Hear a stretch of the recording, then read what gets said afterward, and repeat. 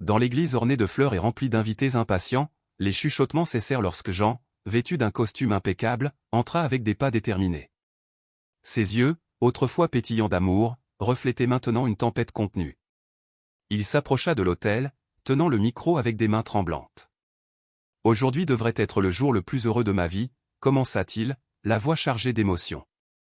Mais j'ai découvert quelque chose de dévastateur.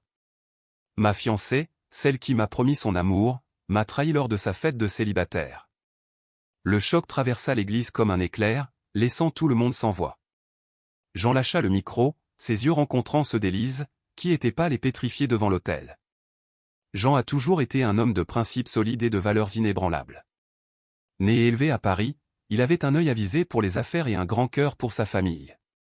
Son père, propriétaire d'une chaîne de bistrots Prestigiado, lui avait appris dès son plus jeune âge l'importance de l'honnêteté et du travail acharné.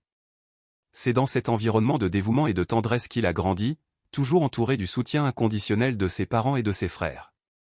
Élise, en revanche, avait une histoire de vie plus tumultueuse. Elle avait grandi dans le quartier de Montmartre, connu pour ses rues pavées et sa vie bohème. Ses parents étaient créateurs, vivant d'expositions et de petites représentations. L'enfance d'Élise fut pleine de créativité, mais aussi d'incertitudes financières. Elle apprit dès son jeune âge à valoriser la stabilité qu'elle n'avait jamais eue, et se promit qu'un jour, elle aurait une vie sûre et tranquille. Jean et Élise se sont rencontrés lors d'une galerie d'art dans le Marais. Lui, intéressé par les peintures abstraites qui décoraient les murs, fut captivé par le rire contagieux d'Élise. Elle était là pour promouvoir les œuvres de son père. Une conversation informelle se transforma en un repas, puis en une relation qui semblait destinée à durer pour toujours. Jean fut enchanté par l'esprit libre d'Élise, tandis qu'elle trouva en lui la stabilité et la sécurité qu'elle avait toujours recherchées. Les mois passèrent et la relation s'épanouit. Jean, de plus en plus amoureux, décida de demander Élise en mariage. Il planifia une soirée inoubliable, avec un repas dans l'un des meilleurs restaurants de Paris, suivi d'une promenade au bord de la Seine. Sous la lumière des étoiles, il se mit à genoux et, avec une bague scintillante en main, posa la grande question. Élise, les yeux remplis de larmes, répondit oui sans hésiter. La préparation du mariage fut un tourbillon d'émotions. Élise, avec son goût raffiné, s'occupa de chaque détail de la cérémonie, depuis le choix des fleurs jusqu'à la bande sonore. Jean s'impliqua comme il le put, équilibrant les préparatifs avec ses responsabilités professionnelles. Il formait le couple parfait, du moins c'est ce que tout le monde pensait. La fête de célibataire d'Élise fut une soirée mémorable. Ses amis organisèrent une fête extravagante dans l'un des clubs les plus exclusifs de la ville. Cocktails, musique forte et rires animèrent la nuit. Élise, excitée par la proximité du mariage, se laissa emporter par le moment. C'est lors de cette fête qu'elle retrouva Alexandre, un ancien amour de jeunesse. La rencontre fut initialement innocente, mais au fil de la nuit, d'anciens sentiments refirent surface. L'alcool et la nostalgie créèrent une combinaison dangereuse, menant à une trahison qu'Élise n'avait pas prévue. Jean, ignorant tout de cette situation, poursuivait ses préparatifs. Cependant, quelques jours avant le mariage, un ami proche le contacta avec un regard sérieux. « Nous devons parler », dit-il. La révélation de la trahison fut dévastatrice. Jean eut l'impression que le sol s'effondrait sous ses pieds. Confus et désespéré, il décida de ne pas confronter Élise immédiatement.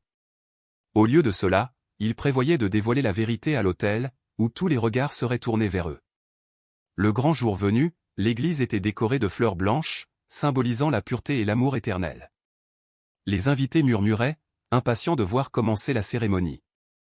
Jean, vêtu d'un costume impeccable, marcha vers l'autel avec une expression de détermination. En saisissant le micro, il sentit un frisson le parcourir, mais savait qu'il devait aller jusqu'au bout. Ses yeux rencontrèrent ceux d'Élise, qui rayonnait dans sa robe de mariée, sans se douter de ce qui allait suivre. « Aujourd'hui devrait être le jour le plus heureux de ma vie », commença Jean, sa voix chargée d'émotion. Mais j'ai découvert quelque chose de dévastateur. Ma fiancée, celle qui m'a promis son amour, m'a trahi lors de sa fête de célibataire. Le choc traversa l'église comme un éclair, laissant tout le monde sans voix. Élise, pâle et pétrifiée, tenta de s'avancer vers lui, mais ses jambes semblaient lourdes. Jean lâcha le micro, ses yeux toujours fixés sur les siens, et sortit de l'église sans se retourner. La révélation à l'autel n'était que le début d'une série d'événements qui allaient changer leur vie à jamais. Jean, consumé par la douleur et la trahison, décida qu'il ne laisserait pas cela impuni. La vengeance commençait à prendre forme dans son esprit, et il savait que la vie d'Élise ne serait plus jamais la même. Après l'abandon dramatique à l'hôtel, Jean plongea dans un tourbillon d'émotions. Son esprit, autrefois focalisé et organisé, était maintenant un chaos de colère et de chagrin. Il décida de s'éloigner de tout et de tous pendant quelques jours, cherchant refuge dans la maison de campagne familiale, située dans les collines de Provence. Là, il espérait trouver la paix nécessaire pour décider de ses prochaines étapes. Pendant ce temps, Élise était dévastée. L'humiliation publique l'avait laissée anéantie, et elle avait du mal à affronter ses parents et amis. Tous voulaient savoir ce qui s'était passé, mais elle n'avait pas la force d'expliquer. La nouvelle de l'abandon à l'hôtel se répandit rapidement, devenant le principal sujet de conversation dans les cercles sociaux de Paris. Dans sa solitude, Jean commença à planifier sa vengeance. Il ne voulait pas seulement blesser Élise, il voulait détruire tout ce qu'elle valorisait le plus. Il se rappela d'Alexandre, l'ex-petit ami d'Élise qui avait causé tout ce tumulte. Il décida que la première partie de sa vengeance consisterait à détruire la relation entre Élise et Alexandre, en exposant ses véritables intentions. De retour en ville, Jean commença à mettre son plan en œuvre. Il engagea un détective privé pour suivre Alexandre et rassembler des preuves de son implication avec Élise. En quelques jours, le détective apporta un dossier complet. Alexandre non seulement avait renoué avec Élise lors de la fête de célibataire, mais il essayait également de renouer la relation avec elle, même en sachant qu'elle était fiancée. Avec les preuves en main, Jean commença à envoyer des messages anonymes à Élise, insinuant qu'Alexandre avait d'autres motivations pour se rapprocher d'elle. Élise, déjà fragilisée par la situation, commença à douter des intentions d'Alexandre. En même temps, Jean contacta des connaissances partagées et répandit des bruits de couloir sur Alexandre, sapant sa réputation. Élise, de plus en plus isolée, se sentit obligée de confronter Alexandre. Une nuit pluvieuse, elle le retrouva dans un café à Montmartre. « Alexandre, nous devons parler, dit-elle, essayant de garder la voix ferme. Que s'est-il vraiment passé cette nuit-là? Et pourquoi essaies-tu de te rapprocher maintenant? Alexandre, surpris par la franchise d'Élise, tenta de se défendre. Élise, je me suis laissé emporter. C'était une erreur.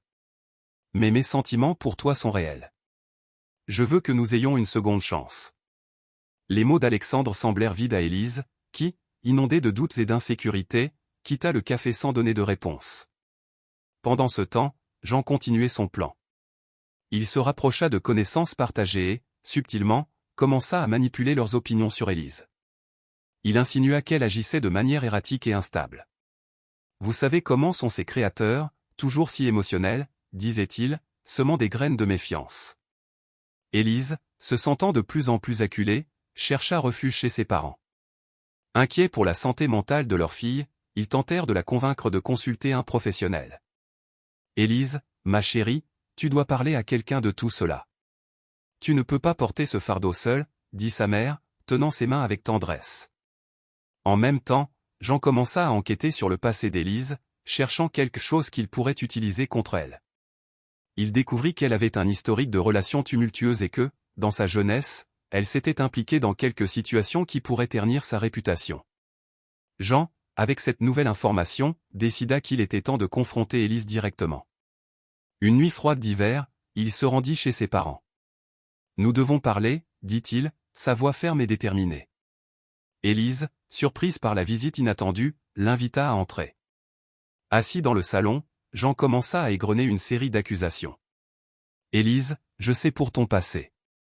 Je sais que tu as un historique de relations problématiques et que tu caches plus qu'une simple trahison. » Élise, en larmes, tenta de se défendre. « Jean, s'il te plaît, je ne sais pas de quoi tu parles. J'ai fait une erreur, mais cela ne définit pas qui je suis. » Jean, implacable, continua, « Tu m'as trahi, Élise. Et maintenant, je vais m'assurer que tout le monde sache qui tu es vraiment. » Sur ces mots, il quitta la maison, laissant Élise dévastée et sans savoir comment réagir. La vengeance de Jean ne faisait que commencer, et il était déterminé à faire en sorte qu'Élise paie pour sa trahison. Les jours qui suivirent la visite de Jean chez les parents d'Élise furent de plus en plus angoissants pour tous. Élise était désorientée, ne sachant plus à qui faire confiance. Ses parents insistèrent pour qu'elle consulte un professionnel, et elle finit par accepter. Elle commença à voir une thérapeute, la docteure Valérie, une femme d'âge moyen avec une présence calme et rassurante. Lors des séances, Élise commença à se confier sur ses sentiments de culpabilité, de honte et de peur. Jean, quant à lui, était plus déterminé que jamais à démasquer Alexandre et à révéler toute la vérité. Il savait que pour atteindre son objectif, il avait besoin d'un affrontement définitif avec Élise présente. Il décida de rassembler toutes les preuves qu'il avait et de créer une situation où toute la vérité serait révélée d'un coup. Par un après-midi froid d'hiver, Jean organisa une rencontre avec Élise dans un café discret du Marais. « Élise, nous devons parler. Il y a quelque chose que tu dois savoir sur Alexandre, dit-il, sa voix ferme et déterminée. » Élise, réticente, accepta. Elle arriva au café le cœur lourd, ne sachant pas à quoi s'attendre. Jean était là, l'attendant avec une pile de documents sur la table. « Merci d'être venue, Élise. Je sais que tout cela a été difficile, mais tu dois entendre la vérité, commença Jean, lui faisant signe de s'asseoir. Voici toutes les preuves qu'Alexandre n'est pas celui que tu penses. Avant qu'Élise puisse répondre, Alexandre apparut, la surprenant. Jean, que se passe-t-il? Pourquoi m'as-tu appelé ici? Demanda Alexandre, la voix chargée de suspicion. Jean les regarda tous les deux, ses yeux brûlants d'une colère et d'une détermination mêlée. Élise, Alexandre, il est temps que tous les secrets soient révélés. Jean commença à énumérer une série d'accusations, montrant des emails et des photos qui prouvaient la trahison d'Alexandre. Alexandre, tu as quelque chose à dire à Élise sur tes véritables motivations pour te rapprocher d'elle, demanda Jean, son ton impitoyable. Alexandre, pris de court, regarda Élise, qui était visiblement confuse. Élise, je veux que tu saches que mes sentiments pour toi sont réels, mais, j'étais sous pression. Élise le regarda, incrédule. Sous pression? Par qui? Jean intervint, profitant du moment. Par des personnes qui voulaient utiliser ta relation avec Alexandre pour nuire à notre famille. J'ai découvert qu'Alexandre était manipulé par un ancien rival de nos affaires. Il a été forcé de se rapprocher de toi et de saper notre relation. Élise devint pâle. Cela ne peut pas être vrai, Alexandre. Dis-moi que ce n'est pas vrai. Alexandre baissa la tête, la honte évidente sur son visage. Élise, je voulais te protéger. Je pensais pouvoir tout régler sans t'impliquer. Mais oui, c'est vrai. J'ai été contraint de me rapprocher de toi, de te manipuler. Les mots tombèrent comme un marteau sur Élise. Son esprit tournoyait, essayant de comprendre l'ampleur de la trahison. Alors, tout ce temps, tu jouais avec moi? Utilisant mes sentiments? Alexandre tenta de s'approcher, mais Élise recula. Élise, s'il te plaît, comprends. Je suis tombé amoureux de toi à nouveau. Mes intentions ont changé, je te le jure. Mais Élise ne pouvait plus écouter. La douleur de la double trahison de son fiancé et de son ex-petite amie était écrasante. Elle se leva et commença à marcher rapidement, des larmes coulant sur son visage. Jean, voyant sa douleur, ressentit une pointe de regret. Élise, je voulais juste que tu saches la vérité. Tu mérites de savoir qui est vraiment à tes côtés. Élise s'arrêta, se tourna lentement, les yeux rouges et gonflés. Jean, tout cela, tu l'as fait pour me blesser? Pour te venger? Jean resta silencieux un moment, avant de répondre avec sincérité. Au début, oui. J'étais consumé par la colère. Mais maintenant, en voyant à quel point cela t'a blessé, je ne sais plus. Peut-être ai-je simplement prolongé notre douleur. Élise, sans dire un mot de plus, se retourna et continua de marcher. La nuit tombait sur le parc, apportant avec elle un froid mordant. Jean et Alexandre restèrent là, la regardant disparaître dans l'obscurité, conscients qu'ils avaient causé une blessure qui peut-être ne se refermerait jamais. Avec Élise absente, Jean ressentit le poids de ses actions. Alexandre, toujours en train de digérer toute l'affaire, regarda Jean avec un mélange de culpabilité et de colère. Tu as obtenu ce que tu voulais, Jean. Tu as tout détruit. Jean, épuisé, répondit, et qu'avons-nous gagné, Alexandre? Juste plus de douleur et de solitude. Après cette rencontre dans le parc, Élise s'éloigna encore plus de tout le monde. La révélation sur Alexandre l'avait dévastée et elle ne savait plus à qui faire confiance. Elle passa des semaines isolée, réfléchissant à sa vie et aux choix qui l'avaient menée à ce point. Chaque jour, elle ressentait davantage le poids de la trahison et le besoin de se reconstruire. Jean, de son côté, commença à remettre en question ses propres actions. La vengeance lui avait apporté une satisfaction momentanée, mais la douleur persistante ne le laissait pas en paix. Il savait qu'il avait besoin d'une clôture, quelque chose qui pourrait apporter la paix à lui et à Élise. Décidé à trouver un moyen de rédemption, Jean consulta la docteure Valérie, la thérapeute d'Élise. « J'ai besoin d'aide, dit-il, la voix chargée de remords. Mes actions ont blessé Élise d'une manière que je n'avais pas prévue. Je veux rectifier cela, si c'est possible. » La docteure Valérie l'écouta attentivement. « Jean, la première étape est de reconnaître vos erreurs, et vous l'avez déjà fait. Mais le chemin vers la guérison est long. Il faudra de la patience et de la compréhension. Et peut-être que l'aide que vous pouvez offrir à Élise maintenant est de lui donner l'espace nécessaire pour guérir. » Jean accepta le conseil et, peu à peu, commença à se distancer des intrigues et des commérages qu'il avait initiés. Il chercha à reconstruire sa vie, se consacrant aux affaires familiales et trouvant du réconfort dans le soutien de ses amis les plus proches. Élise, progressivement, commença à se relever. Elle continua ses séances avec la docteure Valérie, explorant non seulement la trahison récente, mais aussi les insécurités et les peurs qu'elle portait depuis l'enfance.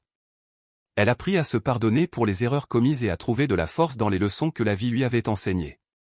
Alexandre, quant à lui, avait disparu. Sentant le poids de sa propre culpabilité, il décida de quitter Paris pour un temps, cherchant la rédemption ailleurs. Il savait que sa présence ne ferait qu'apporter plus de douleur à Élise et décida que la meilleure façon de l'aider était de s'éloigner. Les mois passèrent, et la vie suivit son cours. Élise, maintenant plus forte et résiliente, décida qu'il était temps de confronter Jean. Elle l'appela et ils organisèrent une rencontre dans un café tranquille de Saint-Germain-des-Prés. Quand ils se retrouvèrent, il y avait un mélange de tension et de compréhension dans l'air. « Jean, merci d'être venu, » dit Élise, essayant de garder son calme. « J'avais besoin de te parler. J'avais besoin de comprendre ce qui s'était vraiment passé et comment nous pouvons avancer. » Jean la regarda dans les yeux, voyant la force qu'elle avait retrouvée. « Élise, j'ai commis beaucoup d'erreurs. Ma colère m'a aveuglé, et je t'ai blessé de manière irréparable. Tout ce que je peux faire maintenant, c'est demander pardon et espérer que tu trouves la paix. » Élise respira profondément, absorbant ces mots. « Jean, j'ai aussi fait des erreurs. La trahison était une erreur terrible, et je n'aurais jamais dû laisser les choses en arriver là. Mais nous sommes tous les deux victimes et coupables ici. Nous devons apprendre à pardonner pour avancer. » La conversation qui s'ensuivit fut longue et douloureuse, mais nécessaire. Ils partagèrent leurs douleurs, leurs peurs et leurs espoirs. Ils reconnurent les erreurs commises et cherchèrent des moyens de trouver la paix, individuellement et ensemble. Ils décidèrent que, bien que l'amour entre eux ne puisse être restauré, une amitié pourrait naître des cendres de ce qu'ils avaient perdu. À partir de ce jour, Jean et Élise commencèrent à reconstruire leur vie avec une nouvelle perspective. Ils comprirent que la douleur et la trahison ne devaient pas définir leur avenir. Avec le temps, la blessure commença à guérir, et ils trouvèrent tous deux un nouveau chemin, plus fort et plus sage grâce aux leçons apprises. Avec la révélation de tous les secrets et l'affrontement final, Élise et Jean commencèrent à tracer leur chemin vers la récupération. La douleur de la trahison pesait toujours, mais ils savaient tous deux qu'il était temps d'aller de l'avant. Élise se consacra intensément à son travail, cherchant à redécouvrir sa passion pour l'art. Elle commença à travailler sur un nouveau projet, une exposition qui reflétait son parcours personnel de douleur et de guérison. Chaque peinture était un reflet de ses émotions, transformant la tristesse en beauté et la colère en expression créative. Ses œuvres commencèrent à attirer l'attention des critiques et des galeristes, qui voyaient dans la profondeur de ses peintures quelque chose d'unique et de puissant. Jean, de son côté, se plongea dans les affaires familiales.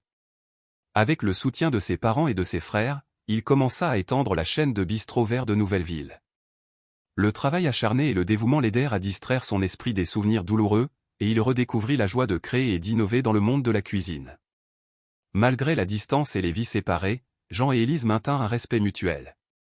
Parfois, ils échangeaient des messages pour savoir comment allait l'autre, toujours de manière cordiale et respectueuse.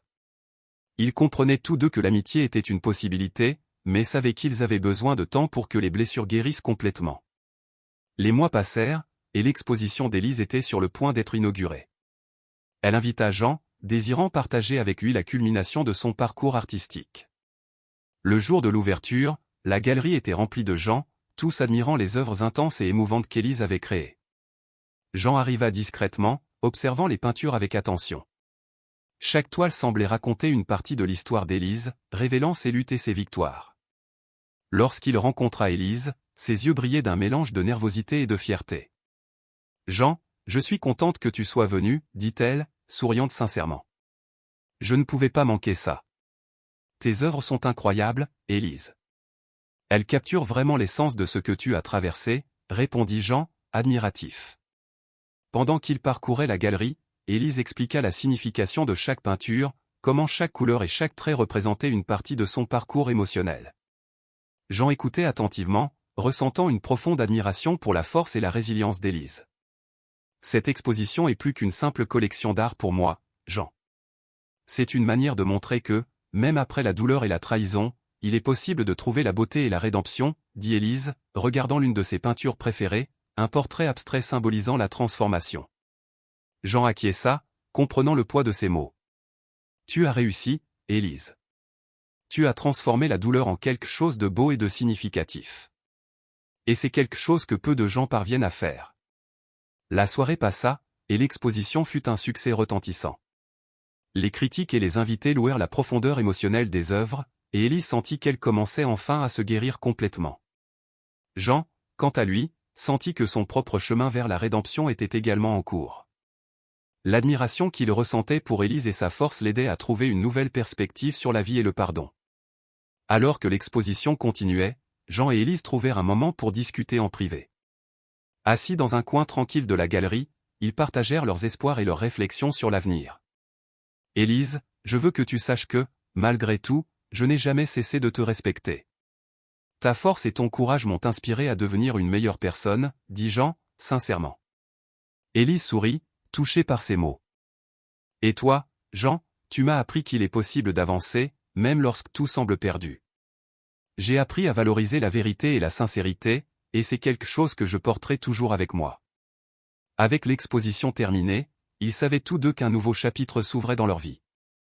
Élise prévoyait d'emmener son art dans d'autres villes, tandis que Jean continuait d'étendre les affaires familiales.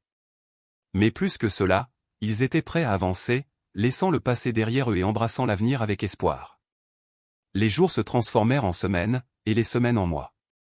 La vie suivit son cours, et Jean et Élise trouvèrent de nouvelles formes de bonheur. Élise commença à recevoir des invitations pour des expositions internationales, voyageant à travers le monde et partageant son art avec de nouveaux publics. Ses peintures étaient désormais acclamées non seulement pour leur technique, mais aussi pour la profondeur émotionnelle qu'elles transmettaient.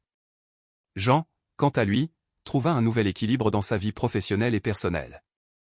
Il rencontra de nouvelles personnes, fit des amitiés durables et envisagea même la possibilité d'une nouvelle relation. Mais cette fois, il se promit d'être plus honnête et ouvert, apprenant des erreurs du passé. Et ainsi, l'histoire de Jean et Élise se transforma d'un conte de douleur et de trahison en une leçon de dépassement de soi et de rédemption.